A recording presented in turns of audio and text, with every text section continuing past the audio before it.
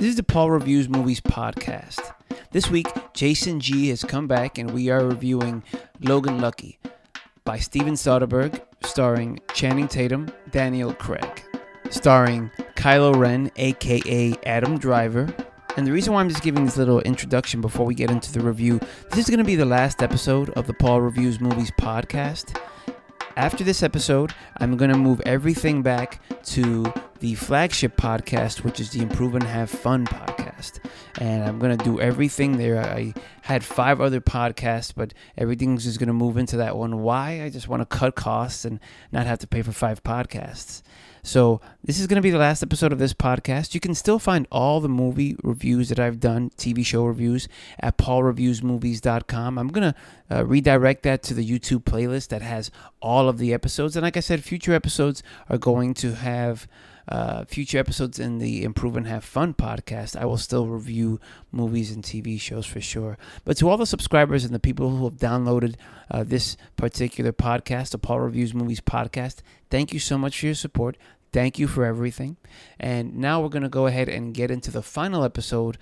All right, so this is the Paul Reviews Movies podcast. And I'm here once again with my boy Jason G. And we just finished seeing Steven Soderbergh's Logan Lucky. Logan Lucky. I always have to get it backwards. But I just want to point out this is not a sequel to Logan with Hugh Jackman. No, it's definitely not. It's definitely not. So Jason, we had a lot of fun with this movie. We were laughing a lot. And what were your thoughts on Logan Lucky by Steven Soderbergh? No, it was. I actually forgot it was directed by Steven Soderbergh until the end of the movie when it said that he directed it. But he's always been a great director. Yeah. And I didn't see this trailer, for this movie when it came out, and I didn't read about it, and it was great because I had no idea what it was going to be about, and it was really, really good. So sorry for the noise of some people. No, it's all right. It's all right. Talking, but keep talking. That's our voices are right here. Yeah. So anyway, a few things that I like to say about it is that one that's really, really well casted. Like, yes, it has a lot of famous people. A lot of people. But their performances are so like down to earth, and everyone plays their part so well. There's a lot of people in it, but one of the characters is Daniel Craig. He's on the poster, so I'm sure he's maybe somewhat of a draw for people because of his James Bond fame. Yes, but he's just one of them. It's an ensemble movie. It definitely is. Like a lot of Steven Soderbergh movies, like Ocean's 11, 1, 2, and 3, Ocean's 11, 12, 13, and others, but Contagion. Yes. But anyway, but a lot of these people are really, like I said, down-to-earth performers. They really perform very well, and the dialogue I liked a lot too, and the editing, But I'm probably getting ahead of myself. What did you think about the movie? I thought it was so much fun. I thought it was tight. It had a lot of people in there. I think Daniel Craig stole the show 100%. You think that this guy is a British actor, and I'm telling you that his accent, it had the southern West Virginia accent. I'm assuming it's West Virginian, and you cannot even tell that this guy is like a guy from the UK or this guy's British. Right. Not at all. It's incredible. Like his accent was incredible. The second line that he had in the movie, I could pick up it just once, his British accent. But after that, never again. Never again. And then, the whole time I'm thinking, this is the guy who was playing James Bond. Exactly. I kept having to tell myself that because you totally forget that. He's so good. He's so good in this movie, yeah. I thought he was great. I thought the little girl was so charming. I mean, I don't know who was the casting director on this, but the choice of the little girl, Channing Tatum's daughter in this movie, was fantastic. Yes. Like I said, they were, like you said, this is an ensemble piece, and I am totally blanking. What is the name of Kylo Ren? What is his real name? I totally don't know. I'm forgetting his name right now. I'm blanking on his name. No, we'll have to look that up. But I know he's in some TV show, like Girls or something. Or what's yes. But he was great in this, though. No, he was very good, this, as pretty much everyone. But yeah, and what I liked about it is that I'm pretty sure that Steven Soderbergh said, don't make these characters over the top. It's going to be very calm. They're very straight. They're very, very like straight.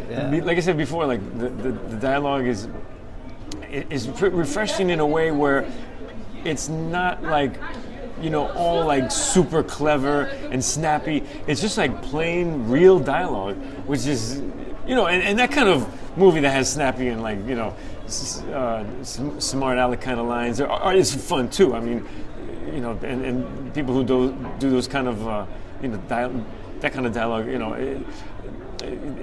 what I'm saying is like there's a place for those kind of movies and that kind of dialogue. But for this movie, like, this worked really well where no one played their performance over the top. Like I said, the editing was not like super duper fast, like cut back and forth MTV style, like the new era. Yes. It was very like back, I think Steven Soderbergh is like a kind of an old school director where he takes his time, he's introducing the characters. I think a lot of movies, like the first maybe 30, 40 minutes when he's like bringing everyone together, for people who have a short attention span, and they need to be caught on to the movie like within the first 10 minutes, or they're like, this is not my cup of tea. They might feel like that with this movie, but it would be too bad because in the end it really pays off. I mean, it is a solid movie. It is, and I actually never felt that the movie dragged or anything like that. These characters, they were engaging, they were very charismatic, they were fun to be around. Channing Tatum is the lead in this movie, and to me, he's solid. I mean, if there was any thoughts ever of him not being a solid actor, he's gone above and beyond, and he's solid in this. But the standouts are the people that are around him. Like I said, and I'm so sorry I'm spacing on this, but Kylo Ren, he's fantastic. If Channing Tatum is playing it straight, Kylo Ren plays it even more, incredibly straight, and he is just fantastic.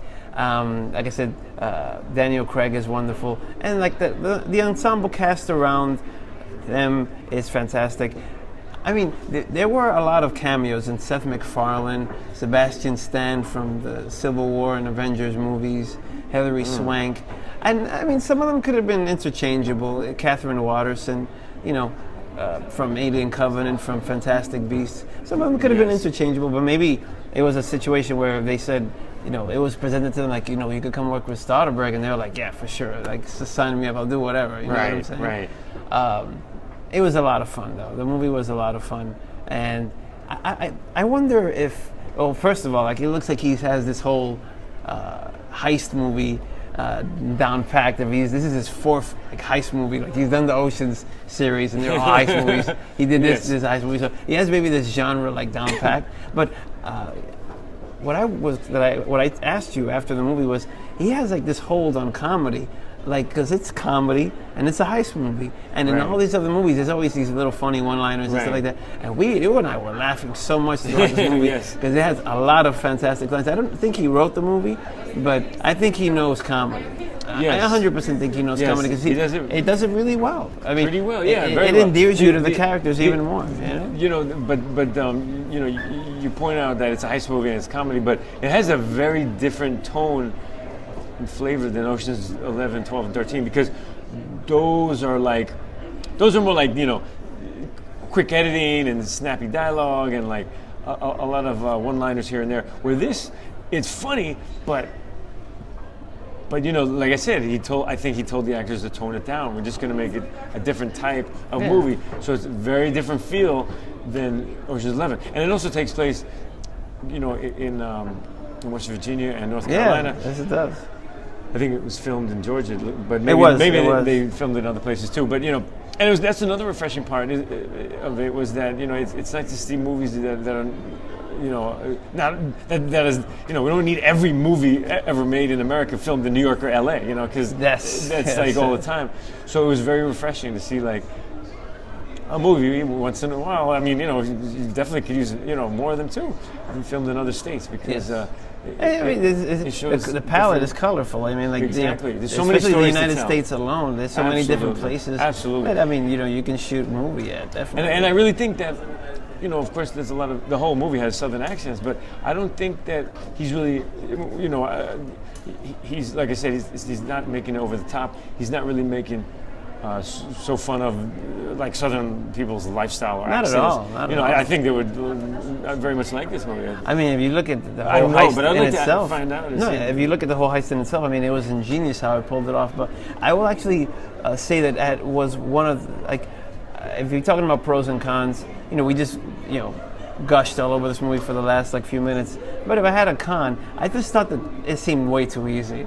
You know, I mean, this is NASCAR 500, and it's true. This is pure entertainment, of course. But for me, the heist was just. It was way too easy. They just literally like planned it, and this is this ingenious plan that they pulled it off.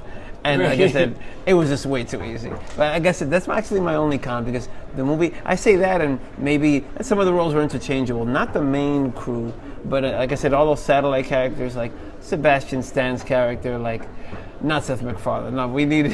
He was ridiculous. Very good, yeah. But like Hilary Swank, Catherine Waterston, like they were interchangeable a little bit. But the main ensemble, thank you. The sister was fantastic. Very good. I don't even know what the sister's character, or I don't even know what that actress's name is. Katie Holmes was great. The husband was great. And then everybody was. And they had a very touching, like a little bit towards not the very end, but towards the end of the movie, at the beauty pageant when the song that the child was singing. That's it. But let's not do any fantastic. super spoilers. But it's a very, very touching scene. I didn't. Tears didn't come to my eyes, but it was didn't go that touching. far. Yeah, I could see where half a tear may be produced by some people. Yes. Because it was very good. Did you have any cons with the movie? Yeah, I guess, I was thinking the same thing. Like, there are a couple of instances in the actual pulling off of the heist that you think, okay, maybe for sure this is not going to happen. But then again, almost any heist movie is going to have that kind of thing, I guess. I mean, Ocean's 11 wasn't the perfect thing either. But it was, his movie's very. However, it was an ingenious way to pull off a heist. Like you kept thinking, how are they going to do this? How are they going to come up with a small crew and everything? And then, again, Steven Soderbergh has gotten this thing down pretty well, where he's not telling you all this stuff, and then later he shows you, and then you're like, oh, that's what happened. So because I remember they did that a few times in the Ocean's movies. That was so. It's very good. Go and see it. Check it out. If not in the theaters, on streaming when it goes there. So let's go ahead and score this. But the last point I wanted to say, maybe I'm reiterating this point. For me, the highlights of this movie, Daniel Craig was incredible. The little girl was incredible. And I'm so spacing on his name, Kylo Ren. He was great. But those three, for me, were the highlights of the movie. Yeah, those three were very good. Also, the two brothers of Daniel Craig's character. Oh my God, they stole the movie. Very good. They're awesome. Very funny. They're very funny. And like you were saying, the movie doesn't make fun of like Southern people. Like I said, it made them goof characters, of course, but they were highly intelligent to pull off what they pulled off without getting a limb blown off or something. Right. And then they weren't like, okay, maybe the two brothers, a couple. They were great. Like a little silly, like the two brothers of Daniel Craig, but like the Bang Brothers. But the two main characters, which was Channing Tatum and Kylo Ren. Those two, I mean, they were very straightforward acted. Right? They were totally straight. They played it so straight, with just a few lines here and there, but they were solid. But it was very good. Yeah. And the like I said, it all comes together in a very nice tight package at the end. So, what's your final score, Jason? Out of 10? I would say it's 8. 8? For me, it's going to be a 9. I very much enjoyed this. Like, I never felt bored. I was engaged the whole time, and this was a lot of fun. And I really highly recommend this movie, definitely. Honestly, this movie, I haven't seen everything, but if I had like a top 10 of the year so far, this would be in there. In terms of just entertaining and like just a solid movie, this would be in there 100%. Oh yeah, I just remember. Oh, that's good. That's good. So the average is 8.5 between the two of us. Yeah. But I just remember one thing that I was going to say is that please. Yeah. I remember thinking that I liked how. There's a lot of scenes in the jail because Daniel Craig's character is in there, I guess. The jail scenes are fantastic. I said, they're very good scenes. The warden is great, but Dwight Yoakam, he's a country singer. But I like, I know. And then, but I like the fact how, of course, this may be a little too optimistic, but but I always thought this thing. I liked how the white and black characters in the prison, instead of being gang violence and hating each other and against each other, actually, it's not the case. And I always thought that like I would think that if gangs, white, like Aryan, like white supremacist kind of gangs in prisons, and like gangs who are black gangs, because everyone sticks together, they say. And I always thought that they could use that to their advantage to like try to create a scene if they ever wanted to, if they work together. They say, hey, these guys know we fight together, so hey, why don't we like make up some fake fight and then break out, and they did it here. Well, they didn't really do it here, but they did though. Well, but it was really fun. I mean, they ended up having a common goal, and they succeeded in their goal. Definitely, yeah. Right. So anyway, that was. With a little bit of doubt at the very end, with the Hilary Swank's character. But we're gonna wrap it up, and like I said, thank you so much for coming to see this with me. Thank you for another podcast, definitely. And like I was telling you before we started, September is looking stacked. Hopefully, the movies that we're expecting get good reviews. Because if they get crap reviews, then I'm probably not gonna go check them out. But like I said, I know you're gonna be away a couple of weekends, but.